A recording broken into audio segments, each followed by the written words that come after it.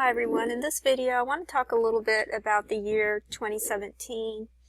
This is a timeline that I had typed up, and I did this just after I had done the video on the prophecy in Daniel 9. Just recently I had uploaded 3 videos of why I believe the prophecy in Daniel 9 points to the year 5777. And just after I had finished doing that video, I started to type up this timeline because I wanted you all to be able to see all the sevens associated with the prophecy and have it all on one page. So I wanted to go over this timeline with you briefly because I know I went over it in detail in the 3-part video that I did recently, but I just wanted you to be able to see all the numbers on one page and see how this all works out. Okay, this is the video I was talking about. It's called A Review of Daniel Chapter 9, Why I Believe It Points to the Year 5777, and it's a 3-part video. And so I'll just put those links in the description box. And I had also done a video on this some time ago where I had explained this part over here, which has to do with the 2,300 days or evenings and mornings that are talked about in Daniel 8, and how this refers to the time since the Battle of Alexander the Great, which was called the Battle of Granicus, which was in the year 334 BC. This is something I didn't explain in that video that I did recently, but I had explained it some time ago, so I'll put the links to the video that I had done previously on this timeline as well, where I explained that. And so what happened is I was going to do a video yesterday, and I couldn't decide if I wanted to continue talking about Exodus 19, in particular verse 11, and explain why I believe the third day has to do with the DNA, the transformation of our DNA, how that's ultimately what the third day is all about. And then over here in verse 22, where it says, "And let the priests also which come near to the Lord sanctify themselves, lest the Lord break forth upon them." I wanted to explain how this has to do with a birth, but again, this is ultimately all about DNA, and I couldn't decide if I wanted to talk about that or if I should talk about the year 2017. And so what happened yesterday morning is, before I got on the computer, I had actually prayed about that and asked God, what I should talk about, and if He could show me a sign or some indication of what I should talk about. And I saw this video come up on my home page. Okay, this is a video by Pastor Sandy Armstrong, and this just happened to come up on my home page, and as you can see, it reads 2017 Rapture, God told us the end at the beginning. So I took this as a sign that I should probably talk about the year 2017, but what happened is I decided to go ahead and watch this video, and then after I watched that video, I watched another video that was done by Sandy Armstrong, and this one's called 2017 The Third Day Wedding. And so it turns out that this all goes back to the third day. In fact, the third day is all about the number 17, is what I came to realize. And this is another video that I watched. It was a 3-part video, 2017 Glorious Appearing. And I watched all 3 parts of this video after that. And so I want to talk about these videos. But first I want to quickly go over this timeline and the prophecy in Daniel 9, and to explain how this all works out. And as you can see, the prophecy begins, when you work it out in terms of Jubilees, it begins with the year 2277. This would be the year of the Exodus. This would be the beginning of the 70 Jubilees. And then 70 Jubilees later takes you to the year 5777, which is the current Jubilee year. Now, I just want to emphasize that I had originally come up with all of these dates on our calendar at the time. This was back in 2009 when I first discovered how these Jubilees work out. And at the time, I only knew what the dates were on our calendar. I had no idea that there was a pattern with the Hebrew calendar. And the only thing I knew was the year on our calendar. And the year of the Exodus on our calendar was 1484 BC. Okay, and then the next thing I had tried was to go back 69 Jubilees, and that took me to the year 1434 BC. I had no idea what would come up when I looked up the year 1434 BC. I had just put in 1434 BC Israel, and I came up with Joshua's death. And at the time, back in 2009, I apparently didn't realize that Joshua was a type of Christ, because I was trying to find out what the significance of that would be, and that's when I realized that that was also the year that Jerusalem was taken. That's in Judges 1:8, and it's also the year that Joseph's bones were buried, and that's in Joshua 24.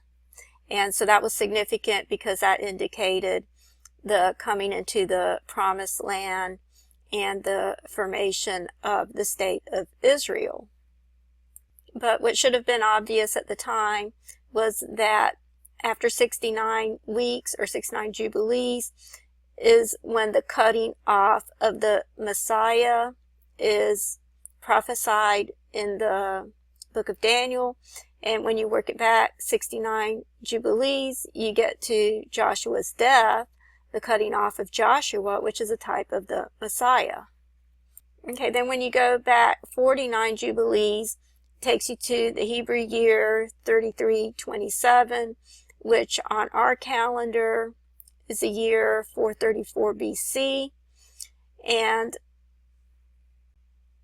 what I had realized recently is that this is actually the 62 sevens that are talked about in Daniel 9. It works out to 434 years.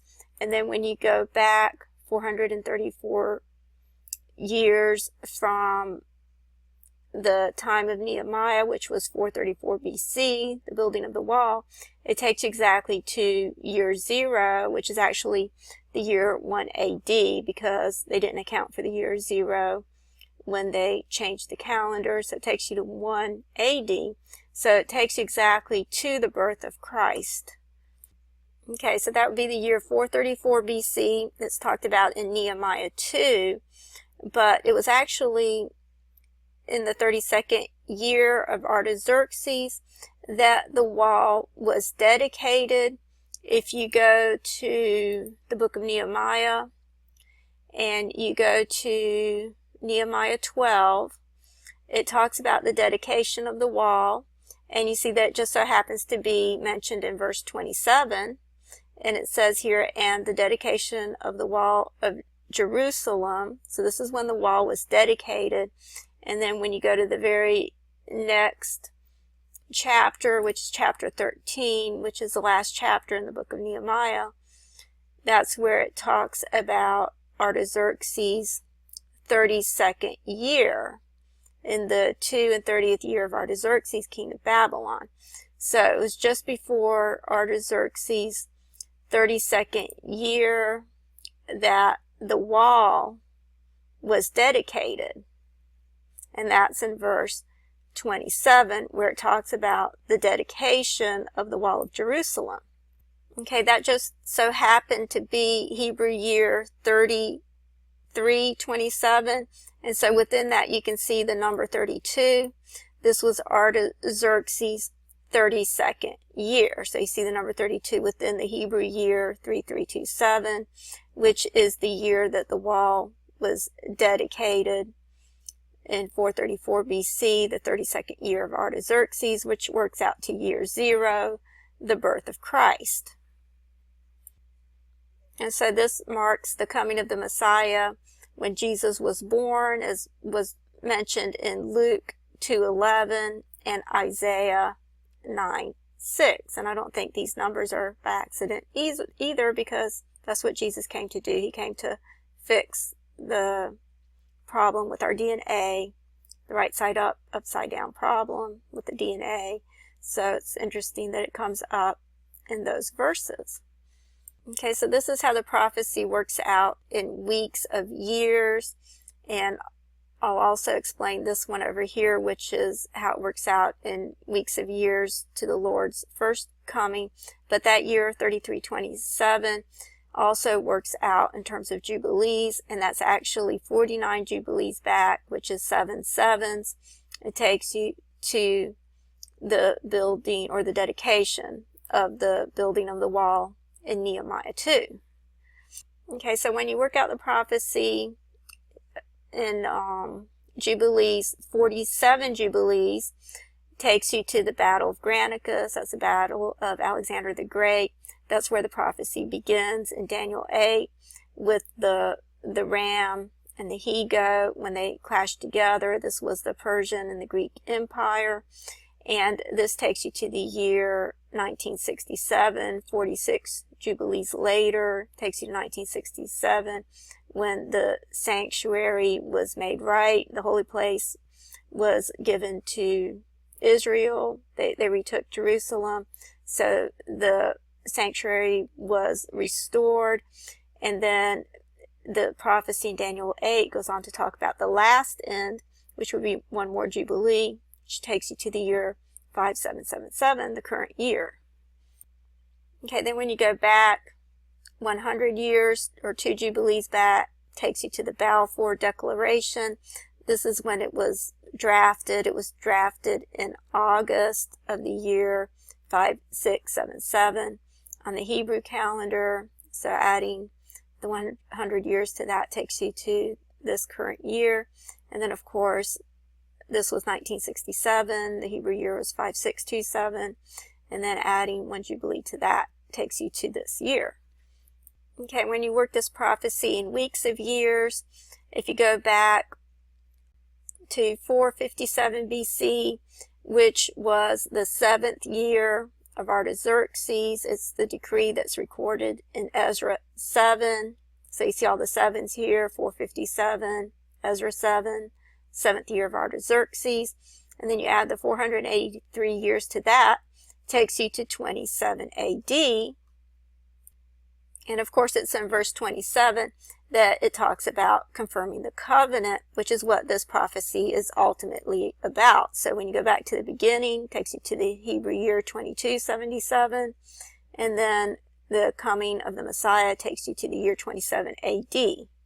Okay, and this is confirmed in John 1:27, where John the Baptist is talking about the coming of the Messiah, and he says, "He it is who is coming after me is before me, whose shoes latchet I am not worthy to unloose." And that's in verse 27.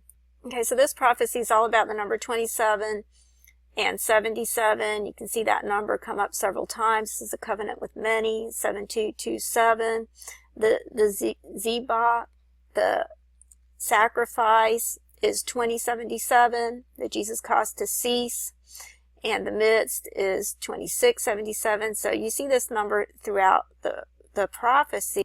And this is the actual date of the beginning of the Jubilee year. It began with Jerusalem Day, which on the Hebrew calendar is ER 28, which of course begins the day before on ER 27th. So the prophecy began, or the last Jubilee began on 227, the second month, 27th day of the month, and the last Jubilee was in the year 27, and then the current Jubilee is this year 77. Okay, and here's the real kicker. I didn't realize this until yesterday when I took a look at the books of the Bible, and it just so happens that the book of Daniel is the 27th book of the Bible, so no wonder all the 27s. But I'm about out of time, so I'll have to continue in the next video. Thank you.